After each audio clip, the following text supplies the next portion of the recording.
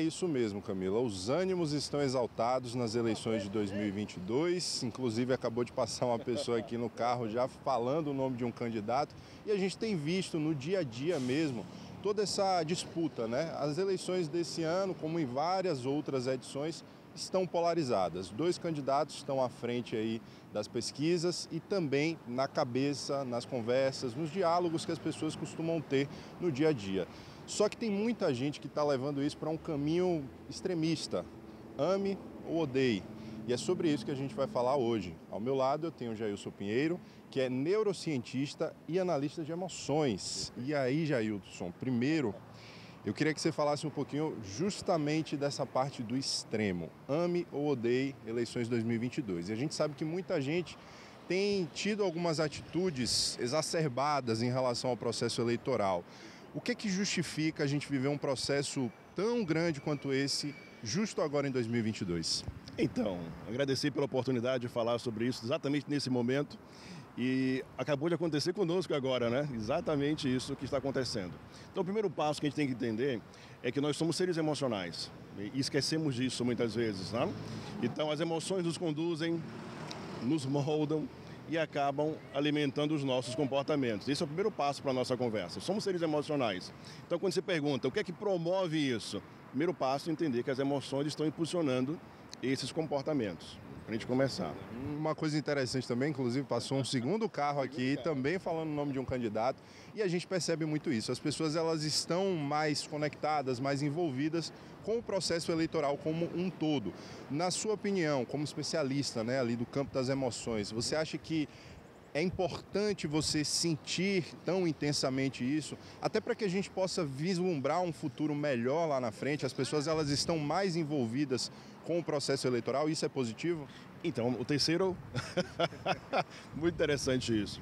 Então, vamos começar a entender o seguinte: além de sermos seres emocionais, nós somos seres que nos adaptamos aos ambientes e somos estimulados a partir do ambiente no qual estamos inseridos. Então, uma pergunta importante que você fez é: o que é que pode estar provocando isso? O ambiente criado dentro desse contexto político que o nosso país está vivendo, tá? Temos, sim, um olhar delicado para essas questões, ao mesmo tempo que, se você olhar como sociedade, nunca conseguimos falar sobre política como estamos começando a fazer agora. E eu começo a dar alguns exemplos aos meus clientes, aos meus alunos, que é o seguinte: veja um bebê quando começa a engatear, ele não sabe andar ainda, ele está engateando. Então nós, como sociedade, ainda estamos engatinhando para saber lidar com isso, com política. Isso é muito importante a gente saber. Em gerações anteriores, como é que se falava de política? Não é? Se falava na mesa de um bar. Não é? Tínhamos, então, maturidade suficiente para discutir e discordar um do outro. Mas hoje temos um grande fator que acaba estimulando de uma forma equivocada tudo isso, que são as mídias sociais. Por quê? Escondido através de uma tela, eu posso exercer um papel que não conseguiria fazer se fosse na vida real. Então, essa proteção das telas me dá esse cobertor que eu posso revelar o que ninguém pode saber que eu sou. Então, essa questão do comportamento proporcionado aí pelas mídias sociais é um fator muito bom para a nossa conversa. Com certeza, inclusive a gente vai chegar lá daqui a pouquinho, só que a gente também precisa falar sobre o lado negativo dessas emoções afloradas, né? E a gente teve, infelizmente, até então, alguns casos, por exemplo, de violência política. Mortes também aconteceram por divergências políticas, e eu acho que a democracia, ela te dá a oportunidade de você escolher aquilo que é melhor para a sua vida, mas o respeito também ao que é melhor para a vida do outro, ele é fundamental. Onde é que a gente se perdeu nesse processo? Então vamos lá. Quando olhamos para cenários como esse, tendemos a focar que as pessoas estão sendo estimuladas a tal coisa. Mas temos um fator que é importante. Somos estimulados, mas oferecemos o que nós temos. Tá? Nós ativamos o que já existe dentro de nós. Então, o comportamento equivocado que alguém consiga praticar hoje é fruto dos equívocos que essa pessoa já carrega dentro de si. E tem, num cenário como esse político, de receber vários estímulos, uma oportunidade de aflorar isso. Compreende? Então, no ponto bem estreito, falando sobre emoções, não é que a política, né, é capaz de fazer alguém matar alguém. mas o que aquela pessoa carrega dentro dela, possivelmente foi estimulado e ativado pelo mecanismo político que nós temos hoje. Então, se você perguntar o que é que nós podemos fazer sobre isso, né? Começar a entender que o ambiente e os estímulos revelam o que nós somos, o que nós carregamos. E aí estão inseridos nossas dores, nossos traumas, nossos equívocos. Então, se antes uma pessoa não cuidou disso, agora, de repente, ela está num ambiente que é propício colocar isso em prática. Perfeito. E, inclusive, até pegando um gancho do que você falou anteriormente, né?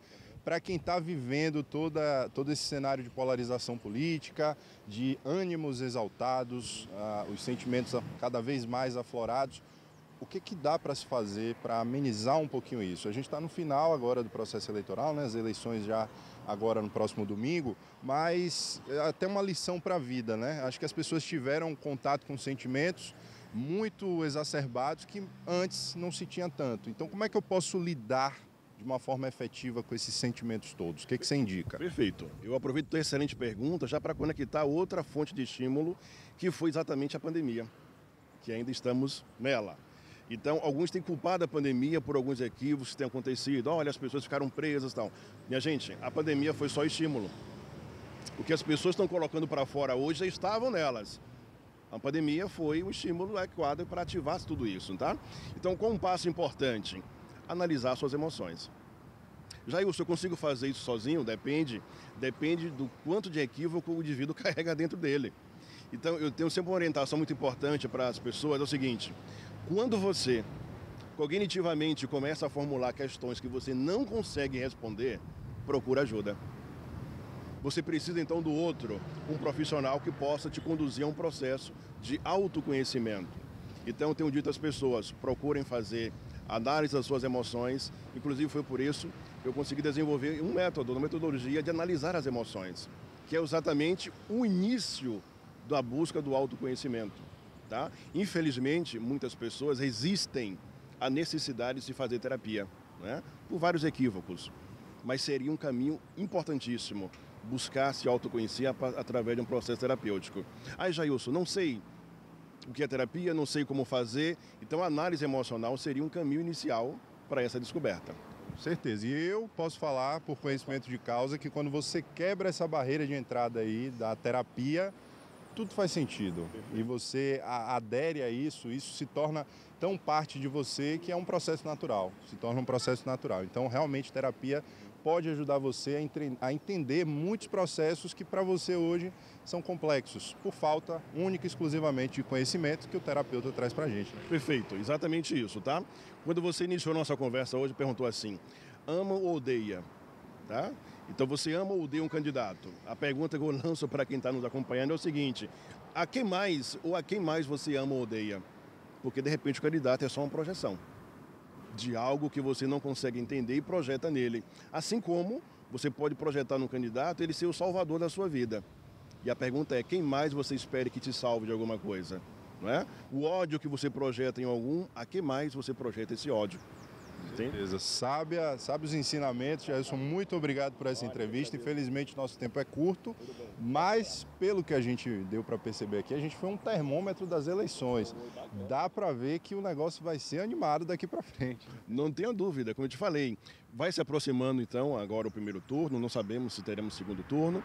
Quanto mais se aproxima, mais intenso fica, mais estímulo recebemos e mais estamos então suscetíveis a praticar comportamentos equivocados. Com certeza. E aí você aí de casa vai exercer a sua democracia. A gente está vivendo um processo extremamente importante. Os ânimos estão exaltados, sim, mas a gente não pode esquecer do nosso dever principal, que é mudar o nosso país, né? Afinal de contas, a sementinha que a gente vai plantar no domingo e talvez também daqui a um mês é o que vai direcionar, né, dar os rumos, o norte para o futuro do país, que é claro, todo mundo espera que seja muito melhor. Mais uma vez, obrigado, Jailson.